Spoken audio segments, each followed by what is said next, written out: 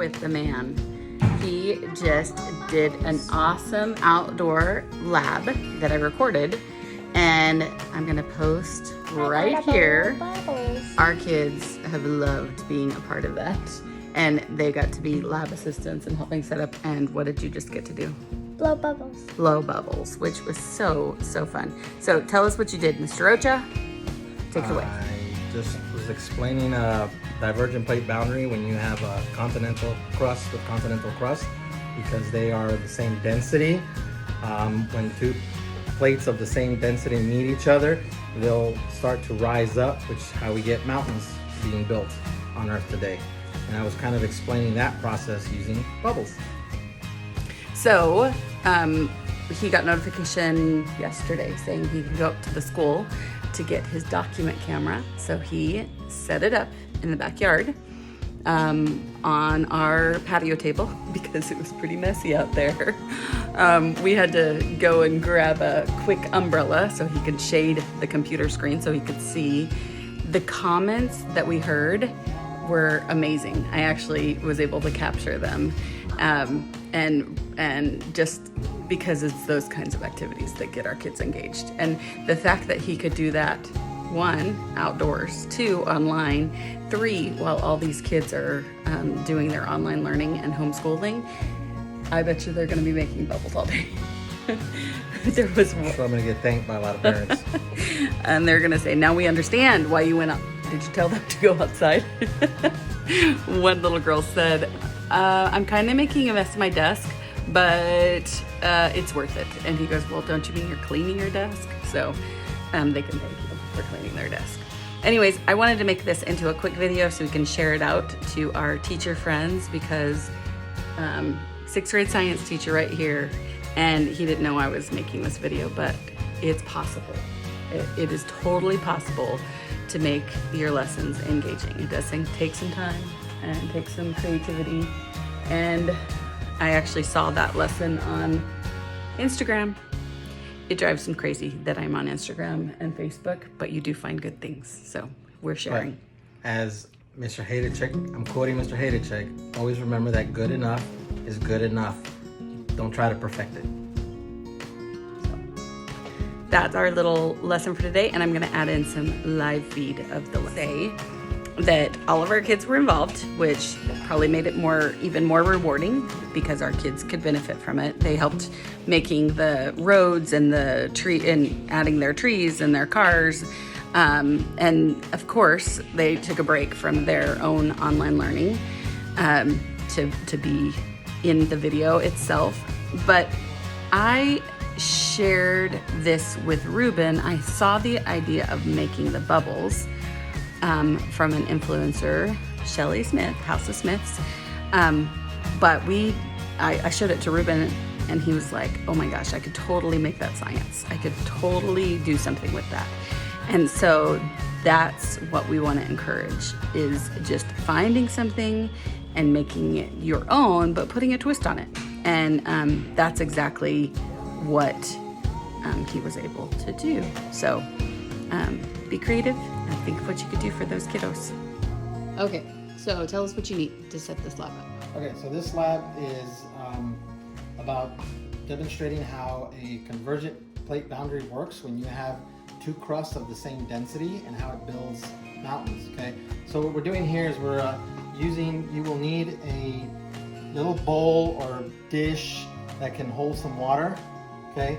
You're gonna pour some water in it. You're gonna grab some liquid soap. You're gonna pour a little bit of liquid soap into it. You're gonna have to put a whole lot, just a little bit.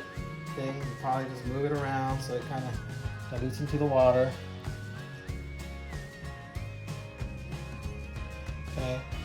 Then you're going to take a normal plastic disposable water bottle. Then you'll take some scissors, or I'm using a utility knife, okay? And you're going to cut the very bottom of it out. So it'll kind of look like this once we're done. Here's the bottom, here's the rest of the water bottle, okay? Then you will need a sock, which you will drape over from the bottom.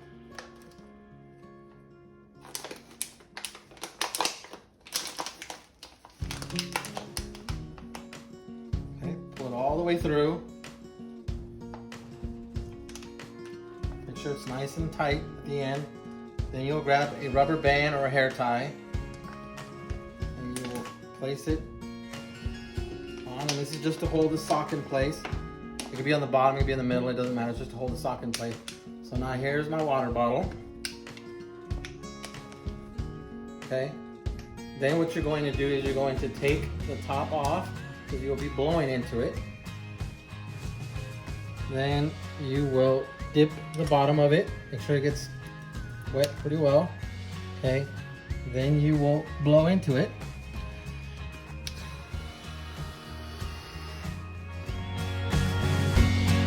Mute your computers.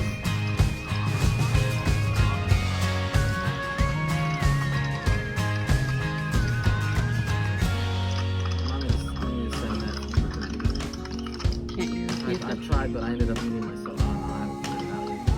My rubber band, and I'm going to use it to hold my sock in place.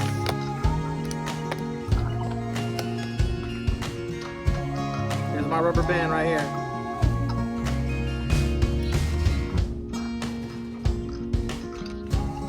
Continental crust, and they're colliding, they'll go up.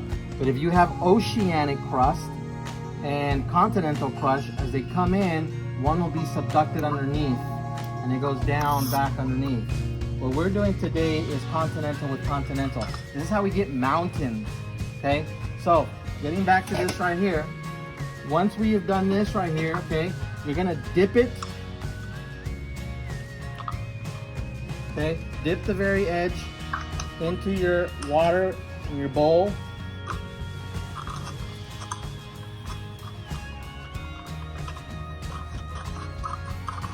Okay, then you're gonna take the top off your water bottle. You're gonna pull it out and you're gonna blow, just like this.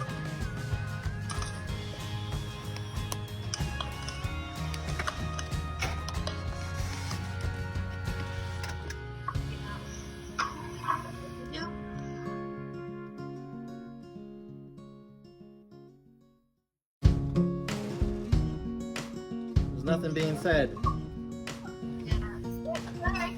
It was just a white ball coming out of the water. Wait, it was pop off. What do you think? Oh, that is so cool. Okay. The easiest way to make bubbles ever. So you're making two separate sections. You need an opening right here, nothing there, okay? So you're making these bubbles, okay?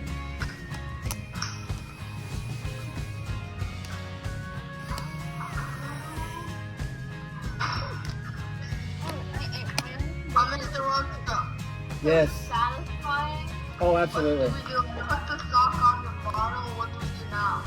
Aye. Okay, what do we do? Then you put the rubber band onto the container, like I did here, rubber band to hold your sock. Density, you push them in together, and now they're going straight up like a mountain.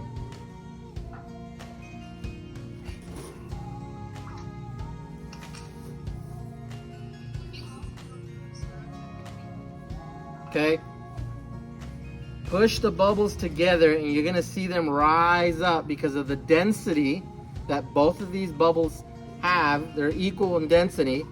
They'll rise, and that's exactly what happens when we have a convergent plate boundary and the crust have the same density. They'll crash and then they go up.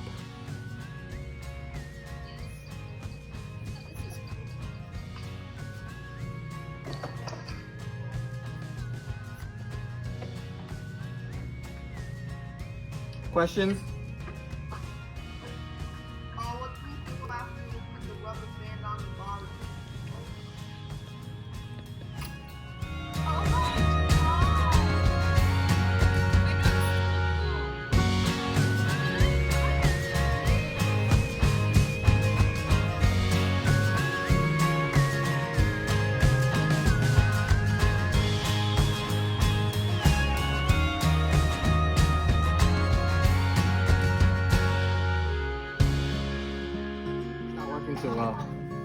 Or maybe you're using a holy sock. I made a pile of bubbles. Nice. All right. Let's move on to the next plate boundary. All right. I'm gonna.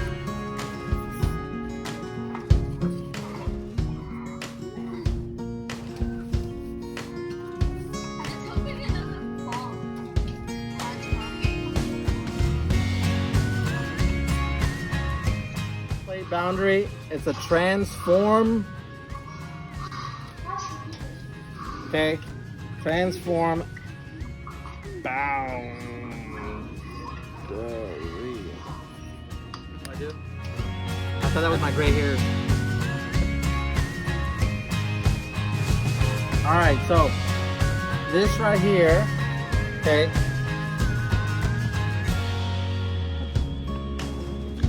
Sorry. All right, so this is my road, okay.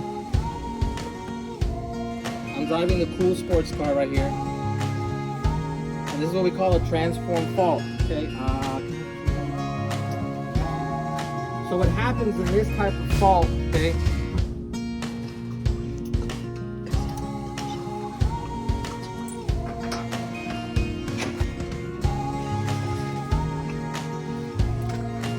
so driving in the park,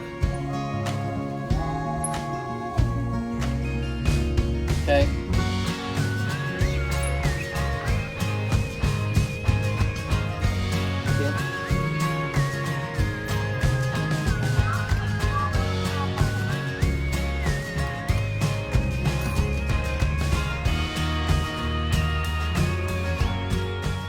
And then the plates start to shift, and this is what happens. It goes.